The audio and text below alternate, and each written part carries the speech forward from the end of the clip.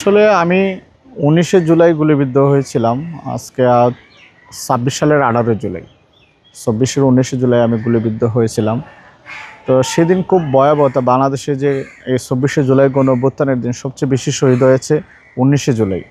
তো সেদিন আমরা সাধারণ ছাত্র জনতার যে দাবি ছিল শিক্ষার্থীদের পাশে দাঁড়ানোর জন্য আমাদের একটি প্রোগ্রাম ছিল। সেই প্রোগ্রামের উদ্দেশ্যে আমরা মুভমেন্টে যাই শিক্ষার্থীদের পাশে দাঁড়ানোর জন্য। এবং আমি যে জায়গায় গুলিবিদ্ধ হয়েছিলাম সে জায়গাটি হচ্ছে আপনার বিজয়নগর, পল্টন নগর মোড়ে আমরা একটি বিক্ষোভ সমাবেশ ছিল আমাদের সংগঠনের।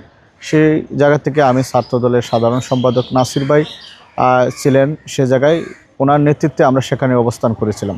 এবং পুলিশ আমাদেরকে প্রথম থেকেই আমাদের উপরে গুলি প্রথম দিকে হয়তো রাবার বুলেট ছুড়ে, তারপরে একটা পর্যায়ে তারা চাইনিজ রাইফেল দিয়ে বুলেট নিক্ষেপ করে, যে আমার পাশে অনেকেই শহীদ হয়েছিল সেদিন।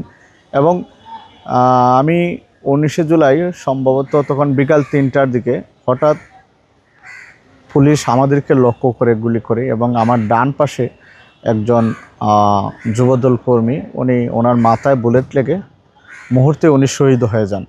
এবং আমি ওনার দিকে তাকানোর সাথে সাথে আমার বুকের এই পাশে বুলেট লেগে পিছন দিক দিয়ে বের হয়ে যায়। বুলেট লাগার সাথে সাথেই আমার বাম হাতটি, আমার এই শোল্ডারটি পড়ে যায়। আমি ডান হাত দিয়ে বাম হাতটি এইভাবে ধরে রাখি। পিছন থেকে আমাদের এক সহযোদ্ধা রয়েছেন ঢাকা বিশ্ববিদ্যালয়ে ছাত্রনেতা ইব্রাহিম ভাই, উনি দূরে এসে আমাকে ধরে ফেলে। আমি মাটিতে পড়ার আগে উনি আমাকে ধরার কারণে আমি মাটিতে তখন আমার আর পড়ে না। যদি আমার বুলেটের এমন অবস্থা ছিল, উনি যদি তখন আমাকে এসে জড়াই না ধরতো তাহলে আমি রাস্তায় পড়ে যেতাম, এবং আমার পাশে অনেকে মারা গিয়েছিল মুহূর্তের মধ্যেই। তো আল্লাহর অশেষ রহমতে আমার সেই সহযোদ্ধা আমাকে পিছন দিক দিয়ে নিয়ে যায়, এবং আমার এত রক্তক্ষরণ হয়েছিল যে এদিক দিয়ে সমস্ত শরীর আমার রক্তে একদম ভরে গিয়েছিল। পাশে আমাকে তাৎক্ষণিকভাবে হাসপাতালে নেওয়ার চেষ্টা করা হয়। আমি তাৎক্ষণিকভাবে কাকরাইল ইসলামী ব্যাংক হাসপাতাল এই জায়গায় নেওয়া হয় রক্তক্ষরণ বন্ধ করার জন্য। তা প্রাথমিক একটি ট্রিটমেন্ট দেওয়া হয়, কিন্তু সেখানে আমার রক্তক্ষরণ বন্ধ হয় নাই। আমাকে ঢাকা মেডিকেলে রেফার করা হয়। কিন্তু অত্যন্ত দুঃখজনক বিষয় হচ্ছে ঢাকা মেডিকেলে যাওয়ার আগেই পুলিশ আবার আমার অ্যাম্বুলেন্সকে আটকিয়ে দেয়। আমরা ঢাকা মেডিকেলে আসতে পারি নাই। আমার অ্যাম্বুলেন্সটি ঘুরিয়ে তখন আবার শান্তিনগর একটি হাসপাতাল, আপনার সেটা হচ্ছে অরোরা স্পেশালাইজড, এই হাসপাতালে আমাকে নেওয়া হয় এবং প্রাথমিক ট্রিটমেন্ট দেওয়া হয় এবং রক্তক্ষরণ বন্ধ হয়। তো আমার শরীরের অবস্থা এমন পর্যায়ে ছিল যে আমার এত রক্তক্ষরণ হয়েছিল যে আমি বেঁচে ফিরবো এটা আমার উপস্থিত যারা ছিল তারা কেউ ভাবে নাই। সবাই ভাবছে যে আমি হয়তো হাসপাতাল যাওয়ার আগে হয়তো শহীদ হয়ে যাব, মারা যাব, অনেকেই ভাবছে। তো আল্লাহর অশেষ রহমতে আমি হাসপাতাল পর্যন্ত যেতে চাই এবং আমার প্রাথমিক ট্রিটমেন্টের মাধ্যমে আমার রক্তক্ষরণ বন্ধ।